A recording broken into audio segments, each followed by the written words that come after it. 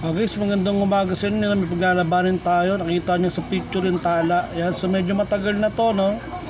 Yung siyang kalaban, ito itatapat natin itong sa tigring itim. Okay, so tingnan natin paglalabanin kasi medyo matagal na tong tala sa atin na to. Nakailang post na ako, siguro mga 2 times ito. May kasama siyang tigre na isa. So, ito, bago-bago lang to, pero parang luma na yung kulay niya eh. So guys, subukan natin paglalabanin ito. Sana maging magandang laban. Okay, mapili kayo dyan. Okay, maganda laban. Yan natin.